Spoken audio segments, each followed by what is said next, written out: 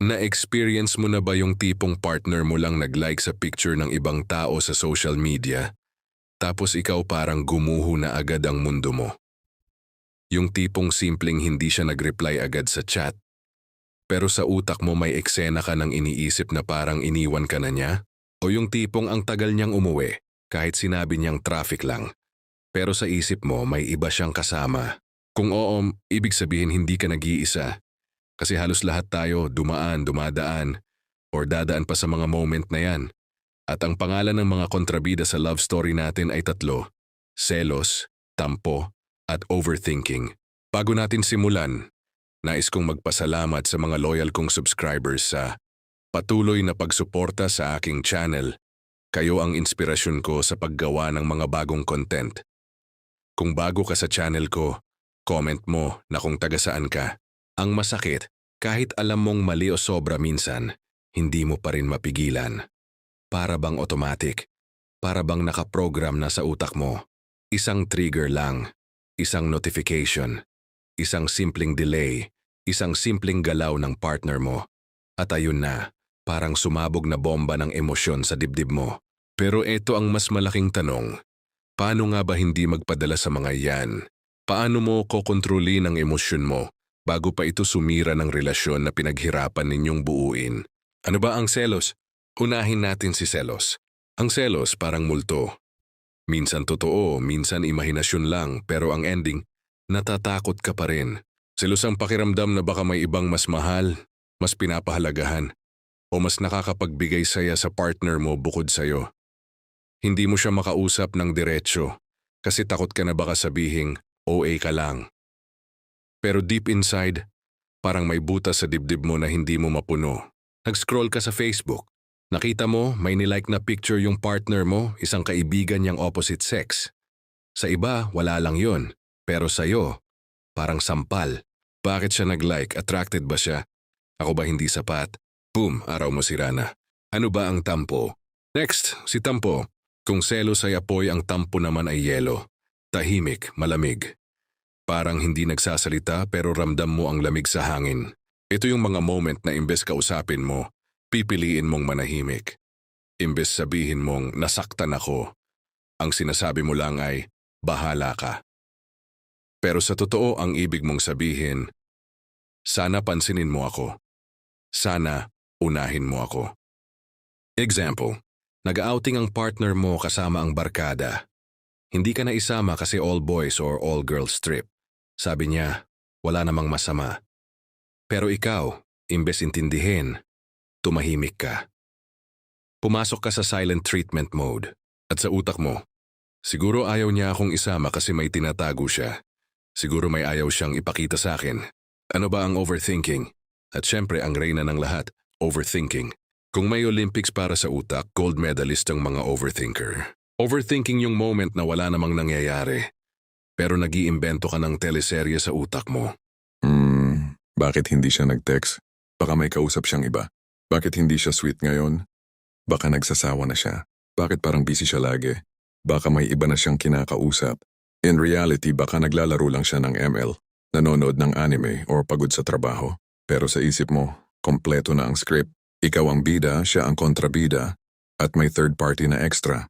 Tanong, normal ba itong mga nararamdaman? O, dahil ang ugat ng selos, tampo at overthinking ay tatlo rin. 1. Takot na maiwan. Lahat tayo may fear of abandonment. Ayaw nating mawala ng taong mahal natin. 2. Insecurity. Kapag kulang ka sa tiwala sa sarili mo, konting bagay lang trigger agad. 3. Attachment. Kapag sobrang kapit mo, lahat ng maliliit na bagay lumalaki. Parang halaman na hindi madiligan. Konting init lang, natutuyo agad. Ganun din ang puso kapag kulang sa tiwala o security. Scenario 1. Social media jealousy. Nag-like siya ng picture ng opposite sex na naka-beach outfit. Ikaw, bakit siya nag-like? Crush niya ba? Hindi ba ako sapat? Samantalang sa kanya, simpleng appreciation lang yun. Scenario 2. Delay sa reply. Naka-online siya pero hindi nag-reply. Ikaw, may kausap siyang iba. Samantalang sa totoo nasa banyo lang siya. Scenario 3. Hindi kayo sinama. Nag-outing siya ng barkada. Hindi ka na isama kasi exclusive. Ikaw, may tinatago siya. Pero totoo gusto lang niyang mag-spend ng time with friends. Ang selos ay parang apoy. Kung maliit lang, nagbibigay init. Pero kapag lumaki, sinusunog ang lahat. Ang tampo ay parang yelo. Hindi mo mararamdaman agad ang lamig, pero unti-unti nitong pinapatay ang init ng relasyon. Ang overthinking ay parang Netflix. Laging may suggestion, laging may bagong episode. Ang tanong, ikaw ba ang may hawak ng remote? O hinahayaan mong ang utak mo ang magpatakbo ng palabas? Hindi lahat ng tahimik may tinatago. Minsan pagod lang talaga. Hindi porket hindi ka kasama, may iba na agad. Selos ang asin ng relasyon. Konti masarap. Sobra maalat. Ngayon, eto ang masakit na totoo. Ang tatlong to ay may cycle. Selos. Nagsimula sa maliit na bagay.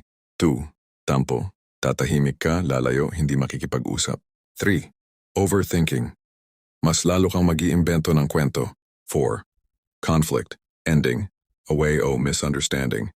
At balik ulit sa simula, parang washing machine na walang tigil sa ikot. At sino ang nahihilo? Ikaw mismo. Habang paulit-ulit ang cycle, unti-unti nitong kinakain ang tiwala, respeto at pagmamahalan sa relasyon. Kaya kung nararamdaman mong madalas ka ring nalulunod sa selos, tempo at overthinking, stay ka lang dito. Dahil pag-uusapan naman natin kung gaano kalala ang epekto nito kapag hindi mo natutunang i-handle. Yung tipong kala mo simpleng mood swings lang, pero unti-unti na palang sinisira ang foundation ng relationship nyo. At dun mo makikita kung gaano kahalaga na bago pa lumala, matuto kang hawakan ang sarili mong emosyon. Ito ang masakit na katotohanan. Kapag pinabayaan mo ang selos, tampo at overthinking, unti-unti nitong kinakain ang relationship mo. Hindi mo man agad mapapansin, pero parang anay yan. Tahimik pero sirang-sira na ang pundasyon. Bakit delikado ito? Uno, selos na sobra, kakontroladong pag-ibig. Selos o natural, pero kapag sobra, nagiging control. Ayaw mong mag-like siya sa ibang posts. Ayaw mong mag-reply siya sa kahit sino. At gusto mo siya laging nakareport sa'yo kung nasaan. Sa una, baka isipin mo cute yun. Sweet ako kaya seloso. Pero ang hindi mo napapansin, nagiging jail guard ka sa partner mo. Hindi ka na partner, ikaw na yung bantay. At ang masakit, wala ng freedom yung taong mahal mo. At tandaan, pag nawala ang freedom, nawawala rin ang saya. Example, si Carlo at si Ana. Si Carlo sobrang seloso. Bawal mag-like si Ana. Bawal lumabas mag-isa. Bawal makipagkaibigan ng lalaki. Sa una, sumunod si Ana kasi mahal niya. Pero habang tumatagal, napapagod siya. Kasi yung love na dapat nagbibigay ng freedom, naging kulungan. Ending, umalis si Ana. Tuwagi tampo, Hariro, silent killer. Kung ang selos ay apoy, ang tampo ay lamig. At ang lamig na ito kapag pinatagal, kayang pumatay ng apoy ng pagmamahalan. Bakit? Kasi ang tampo, imbes na maging conversation, nagiging wall. Imbes na maging solusyon, nagiging distansya. Example, si Mark at si Jenny. Si Jenny tampuhin. Tuwing may bagay na hindi siya nagugustuhan, tatahimik siya. Hindi siya magre-reply. Hindi siya makikipag-usap. Si Mark naman, clueless. Hindi niya alam kung ano ang mali. Kaya ang nangyayari, imbes masolusyunan, lalong lumalaki. Hanggang dumating sa point na kahit maliit na bagay, tampuhan agad. At ang relasyon nila, parang laging may malamig na hangin. Walang init, walang lambing. Tandaan, hindi lahat ng sugat ay dahil sa sugat na malaki. Minsan, maliit na sugat lang pero hindi ginamot, nagiging impeksyon. Ganun ang tampo. 3. Overthinking, mas pagpatay sa sarili mong kaligayahan. Ito na siguro ang pinaka-common at pinaka-mapanganib. Kapag nag-overthink ka, ikaw na mismo ang sumisira sa sarili mong kaligayahan. Kahit wala pang nangyayaring masama, ikaw na mismo ang gumagawa ng dahilan para masaktan. Example, nag-text ka, "Good night, love." Hindi siya nag-reply agad. Sa utak mo, hindi niya na ako mahal. Siguro may kausap siyang iba. Siguro sawa na siya sa akin. Tapos ayun, buong gabi hindi ka makatulog. Umiiyak ka. Samantalang ang totoo, natulog lang siya agad kasi pagod sa trabaho. Nakakatawa ba? Oo. Pero sa totoong buhay, madalas nangyayari ito. At ang ending, ikaw yung laging pagod. Ikaw yung laging stressed. Mas malalim na epekto. Sa sarili. Nawawala ang self-confidence. Laging anxious. Nagiging dependent ang happiness mo sa validation ng partner mo. Peace and tindi sa partner. Na-stress din siya kasi lagi siyang iniimbestigahan. Nawawala yung sense of trust. Parang lagi siyang naglalakad sa bubog. Bawal magkamali. C. Sa relasyon. Maliliit na bagay lumalaki.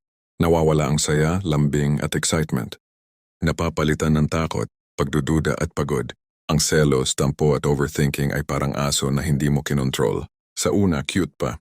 Pero kapag hinayaan mong lumaki at lumakas, ikaw na ang kakagatin. Parang baso ng tubig. Isang patak lang ng selos, okay lang.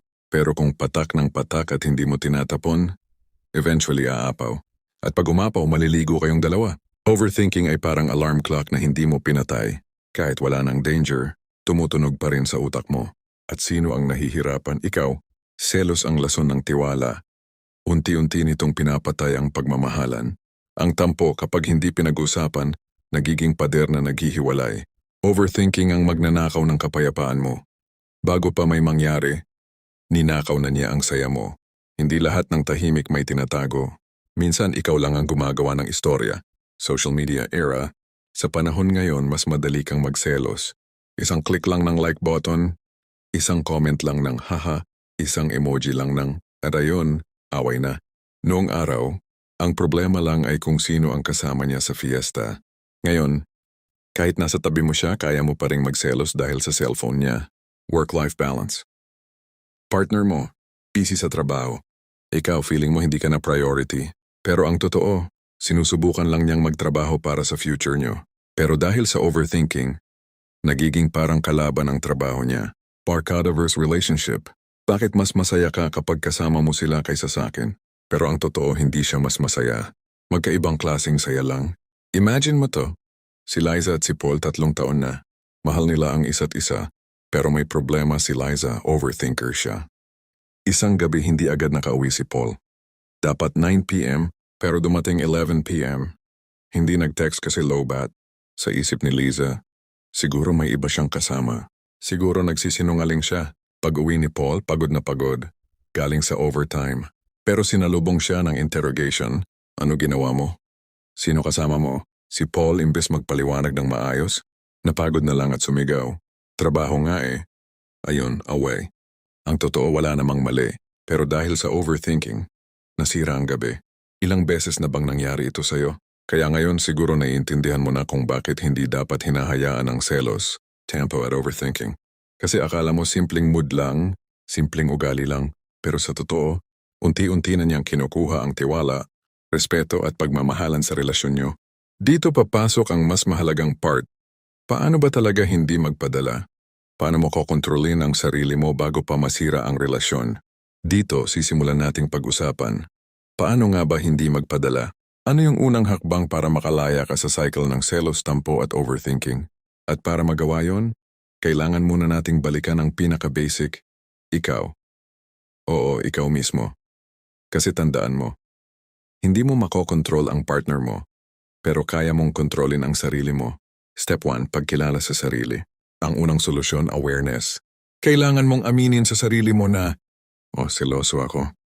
Tampuhin ako. Overthinker ako. Hindi ka pwedeng magbago ng isang bagay na ayaw mong tanggapin na meron ka. Example, parang sugat. Kung ayaw mong aminin na may sugat ka, hindi mo ito gagamutin. At habang tinatanggi mo, lalong lalala. Ganun din sa emosyon. Self-check exercise, pwede mong sabihin sa video audience.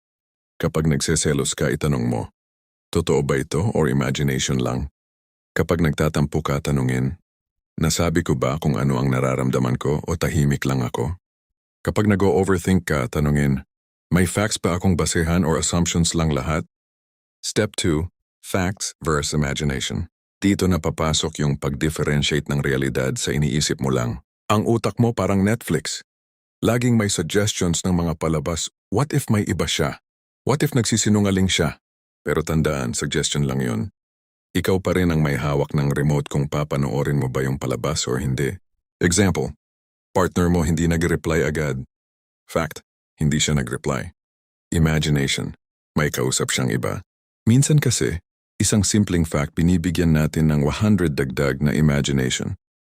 At doon nagsisimula ang overthinking. Step 3, Stoic perspective. Ito yung malupit. Kapag in-apply mo ang prinsipyo ng Stoicism, pero simplified at relatable, mas nagiging madali ang control sa emosyon. Stoic Lesson 1, Control what you can, let go of what you can't. Hindi mo kontrolado kung sino ang ilalike ng partner mo. Pero kontrolado mo kung paano ka magre-react. Stoic Lesson 2, Pain comes from attachment. Kapag sobrang nakakapit ka, lahat ng galaw ng partner mo apektado ka. Pero kapag natutunan mong mahalin siya ng may freedom, mas gumagaan. Stoic Lesson 3, Emotions are choices. Hindi lahat ng naiisip mo kailangan mong sundin. Hindi lahat ng naramdaman mo kailangan mong i-act. Pwede kang huminga, mag-pause, at piliin ang tamang sagot. Hindi lahat ng naisip mo totoo. At hindi lahat ng nararamdaman mo kailangan mong sundin. Step 4. Mga practical tools. A. Journaling. Isulat mo yung nararamdaman mo bago ka magsalita. Minsan, pag naisulat mo, nare-realize mong hindi pala ganun kalaki. B. Pause and breathe. Kapag trigger ka na, huwag agad mag-react. Huminga ka ng malalim, magbilang hanggang 10. Minsan, yung 10 segundo na yon, makakapagligtas ng 10 araw na tampuhan. C. Self-talk. Kausapin mo sarili mo. Relax, hindi totoo lahat ng naiisip ko. Kung may problema, malalaman ko rin sa tamang oras. D. Communication. Imbes manahimik at magtampo, sabihin mo, "Love, kanina nasaktan ako nung hindi ka nag-reply." Baka pwede mong i-explain. Mas magaan yun kaysa sa silent treatment. Imagine mo to. Si Kim at si RJ 2 years in a relationship. Si Kim overthinker, si RJ chill lang. One time, hindi nag-text agad si RJ kasi naglalaro ng basketball. Si Kim, nagsusulat sa journal niya. Bakit hindi siya nag-text? Siguro wala na siyang gana sa akin. After 10 minutes, binasa niya ulit yung sinulat niya. Napaisip siya, wait, totoo ba to? Or imagination lang? Ayun, hindi siya nagalit. Inantay niya si RJ. At nung dumating ito, sinabi lang niya calmly, "Love, sana kahit busy ka, sabihin mo lang na safe ka para hindi ako nag-aalala." Simple pero nakaiwas sa away. Dahil may awareness, may control. Step 5. Building new habits. Hindi overnight mawawala ang selos, tampo at overthinking. Pero pwede kang gumawa ng bagong habits. 1. Kapag may trigger, pause bago mag-react. 2. Kapag may tampo, express calmly imbes mag-silent treatment. 3. Kapag nag-overthink, journal or self-talk muna bago magtanong. 4. Laging tandaan, facts muna bago assumptions. Parang pagdi-diet. Hindi agad mawawala ang cravings mo sa soft drinks at junk food. Pero kapag unti-unti mong pinalitan ng tubig at gulay, eventually masasanay ang katawan mo. Ganon din sa utak. Unti-unti mong tinitrain hanggang hindi na automatic ang selos. Tempo at overthinking. Hindi mo hawak ang kilos ng partner mo pero hawak mo ang reaksyon mo. Hindi lahat ng katahimikan ay pagtatago. Minsan kailangan lang ng pahinga. Kung hindi mo kokontrolin ang isip mo ang kokontrol sa'yo. Mas nakakatakot ang kwento na gawa ng utak kaysa sa totoong nangyayari. Ngayon bibigyan na kita ng buong solusyon. Step by step, practical, relatable. Hindi lang para hindi ka na madaig ng selos, tampo, at overthinking, kundi para mas maging buo ang tiwala, respeto at pagmamahalan niyo ng partner mo. Step 1. Communication without accusation. Isa sa pinakamalaking dahilan kung bakit lumalala ang selos, tampo at overthinking ay dahil hindi ito na-i-express ng maayos. Golden rule, kapag magsasalita ka, sabihin ang nararamdaman mo, hindi ang akusasyon mo. Mali, siguro may iba ka kaya hindi ka nag-reply. Tama. Love, nag-aalala ako kapag hindi ka nagre-reply agad. Pwede mo bang sabihin next time kung busy ka lang? Parang customer service. Kapag galit ka agad, hindi ka tutulungan. Pero kapag maayos kang nagsabi ng concern, mas mabilis ka nilang naiintindihan. Ganon din sa partner mo. Step 2. Trust building through small actions. Trust hindi lang yan biglaan. Binubuo yan sa maliliit na bagay. Example, kung sabi mong uwi ka ng 8 kahit 8:30 mag-update ka. Kung hindi ka makaka-reply, simple busy ako love. Mamaya ako mag-e-explain. Malaking bagay na yon. At syempre ikaw rin, huwag mong isipin na lahat ng delays like ang pagtataksil. Kasi minsan, simpleng responsibility lang sa trabaho o pamilya. Ang tiwala parang salamin. Kapag nabasag, pwede mong buuin pero hindi na kasing kinis. Kaya alagaan mo bago pa mabasag. Step 3. Self-confidence development. Maraming selos at overthinking galing sa insecurity. Kung pakiramdam mo hindi ka sapat, kahit anong gawin ng partner mo, kulang pa rin. Kaya kailangan mong palakasin ang sarili mo. Practical tips. Ayusin ang sarili, health, hobbies, goals. Magkaroon ng sariling buhay sa labas ng relationship, friends, career, growth. Alalahanin na hindi mo kailangan ng constant validation para maging buo. Parang cellphone battery. Kung ikaw mismo low-bat kahit isaksak ka sa partner mo, laging draining ang mangyayari. Pero kung ikaw ay puno na, hindi ka dependent sa kuryente ng iba. Step 4, detachment mindset. Ito ang pinaka-powerful pero pinaka-challenging detachment. Ibig sabihin, mahal kita pero hindi kita pagmamayari. Hindi porket mahal mo siya, ikaw lang ang dapat niyang tingnan 24/7. Hindi porket kayo wala na siyang sariling space. Hindi porket ikaw ang partner niya, hawak mo lahat ng galaw niya. Kapag masyado kang kumakapit, natatakot ka laging mawala. Pero kapag natutunan mong mahalin ng may freedom, mas nagiging totoo at mas tumatagal ang pagmamahalan. Ang tunay na pagmamahal hindi pagkakulong. Ito'y pagbibigay ng kalayaan para piliin ka araw-araw. Step 5. Social media and modern dating application. Sa panahon ngayon, malaking factor ang social media sa selos at overthinking. Kaya kailangan nyo ng healthy boundaries. Examples. Mag-usap kayo kung okay lang ba mag-like ng opposite sex photos. Kung may ayaw ka, sabihin mo. Hindi yung magtampo ka lang ng tahimik. Kung busy siya online pero hindi nagre-reply, huwag agad mag-assume. Baka nanonood lang siya ng reels o nagbabasa ng memes. Pro tip, don't stalk. Kapag sinilip mo lahat ng likes, comments, friends list, lagi kang makakahanap ng ikakasakit mo. Tandaan, kung gusto niyang magtago, magtatago siya. Pero kung may tiwala, hindi mo na kailangan ng spy mode. Step 6. Giving space without guilt. Importante ang personal space sa relasyon. Kapag pinigilan mo, mas lalo lang siyang lalayo. Example, may barkada trip siya, payagan mo. Gusto niyang magpahinga mag-isa, hayaan mo. Ikaw rin, gawin mo rin para balance. Kasi kung hindi kayo bibigyan ng space, parang halaman na laging dinidiligan. Imbes lumago, malulunod. Step 7. Daily habits para iwas selos, tempo at overthinking. 1. Gratitude practice. Bago matulog, isipin ang 3 bagay na pinasaya ka ng partner mo. For 2. Daily check-in. Kahit simpleng kumusta ka, malaking bagay para hindi magkaroon ng distansya. 3. Positive self-talk. Sabihin sa sarili mo, ako ay sapat. Ako ay mahalaga. Hindi ako dapat matakot. 4. Limit overthinking time. Kapag na-trigger, bigyan mo lang sarili mo ng 10 minutes mag-isip, tapos move on. Si Mara at si Vince dati laging nag-aaway dahil sa selos, pero natutunan ni Mara na mag-journal at magsabi ng maayos. Imbes na sabihin, bakit like ka ng sexy photos? Sinabi niya, love, nai-insecure ako minsan kapag nakikita kong nagla-like ka sa iba. Pwede ba nating iwasan yon para mas kampante ako? Si Vince hindi nagalit. Naintindihan niya. At simula noon, mas naging considerate siya. Walang sigawan, walang away. Kasi may communication, trust at respeto. Ang selos ay parang apoy. Pwede kang magpainit ng sopas o pwede kang masunog. Ikaw ang pipili. Tampo ay parang ulan. Konti lang nakaka-relax pero kapag bumagyo baha ang dala. Overthinking ay parang Netflix series, walang katapusan kung hahayaan mong autoplay. Pero pwede mong pindutin ang stop button. Kung mahal mo siya, hindi mo siya kukulong. Bibigyan mo siya ng pakpak at aasahan mong babalik siya sa'yo. Ngayon, may choice ka. Pwede mong hayaan ang selos, tampo at overthinking na patuloy na sumira ng relasyon mo. O pwede mong piliin na kontrolin ang sarili mo, magtiwala at mag-grow ng sabay ng partner mo. Tandaan, hindi lahat ng naiisip mo totoo. Hindi lahat ng nararamdaman mo kailangan mong sundin. At ang tunay na pagmamahal hindi selos at pagdududa, kundi tiwala, respeto at kalayaan. Kaya ngayon gusto kong itanong sa'yo, ano ang pinakamadalas mong nararamdaman sa relasyon mo? Selos, tampo, or overthinking? At paano mo siya hinahandle? I-comment mo sa baba, dahil baka yung sagot mo makatulong din sa ibang nanonood. At kung may natutunan ka dito, huwag kalimutang i-like, i-share sa mga kaibigan mong kailangan din nito, at mag-subscribe para sa mas maraming videos tungkol sa love, relationship, at self-growth.